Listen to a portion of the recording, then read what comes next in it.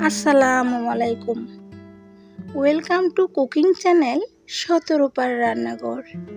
Viewers, আজ আমি আপনাদের সঙ্গে শেয়ার করতে চলেছি দারুণ মজার একটি ডেজার্ট রেসিপি।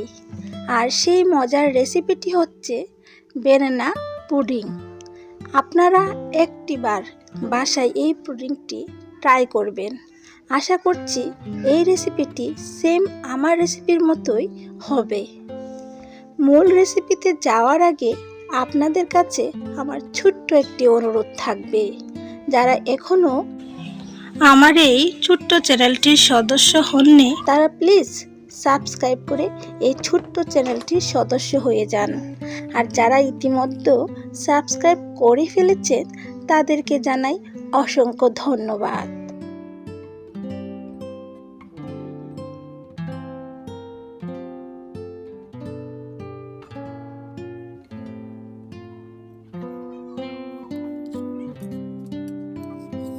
তাহলে চলুন দেখে নেওয়া যাক এই ডেজার্ট রেসিপিটি।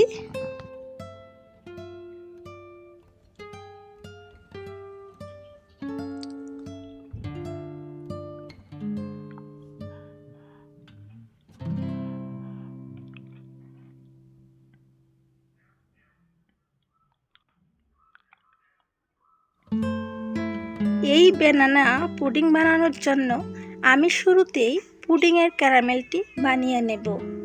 তার জন্য নিয়ে নিচ্ছি 1/3 কাপ সুগার।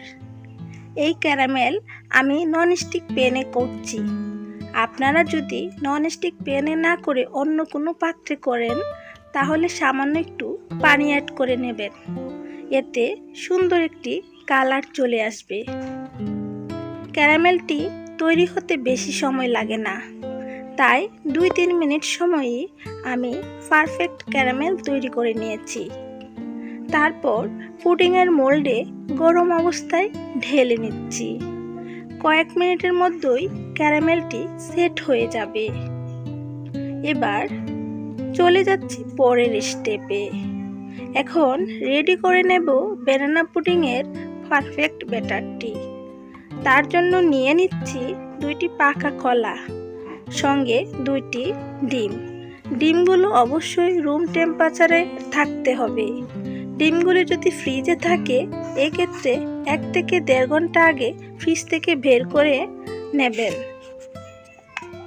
তারপর কলাগুলো খোসা ছাড়িয়ে মিক্সিং বোলে রেখে ডিমগুলো ভেঙে নিচ্ছি। তারপর ডিম ও কলা একসঙ্গে এরকম একটি কাঁটা চামচ দিয়ে কেটে কেটে নিচ্ছি।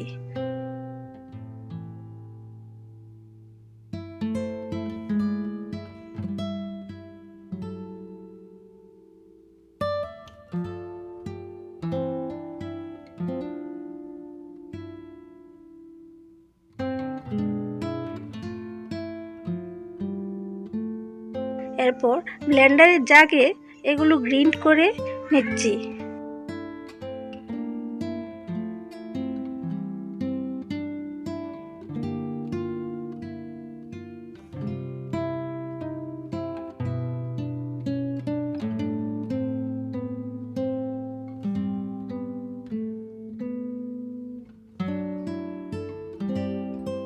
গ্রাইন্ড করা হয়ে গেলে একটি মিক্সিং বোলে একটি ছাঁকনি রেখে ব্যাটারটি ঢেলে ছেঁকে নিচ্ছি।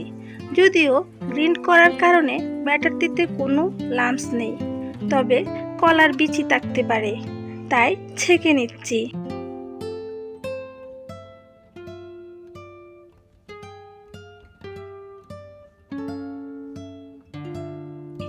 দেখুন কলার দানা দানা ছোট বিচি আটকে আছে।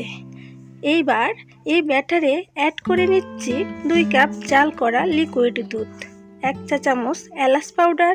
ফ্লেভারের জন্য এটা অপশনাল। এলাচ গুঁড়ো না থাকলে 1 চামচ ভ্যানিলা এসেন্স অ্যাড করতে পারেন, হলে 1 চিমটি লবণ অ্যাড করতে পারেন। তারপর চামচের সাহায্যে ভালোভাবে মিশিয়ে নিচ্ছি। মিশিয়ে নেওয়ার পর ক্যারামেল সেট করা পুডিংয়ের মোল্ডে ব্যানানা পুডিংয়ের ব্যাটারটি ঢেলে দিচ্ছি।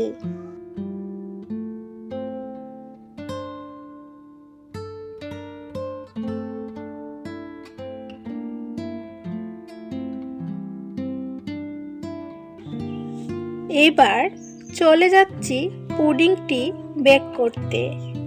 একটি হাঁড়ি নিয়েছি, তার মধ্যে একটি স্ট্যান্ড বসিয়ে 5 মিনিট প্রিহিট করে নিয়েছি।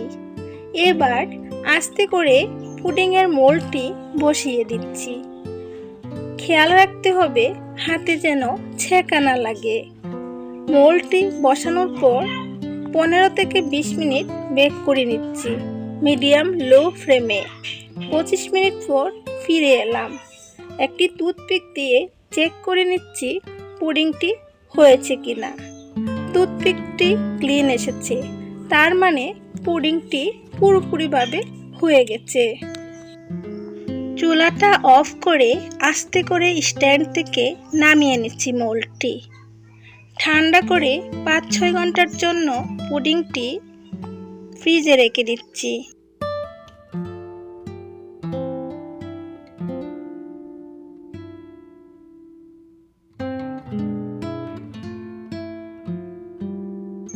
পাঁচ 6 ঘন্টা পর পুডিংটি মোল্ড থেকে মোল্ড আউট করে নিচ্ছি।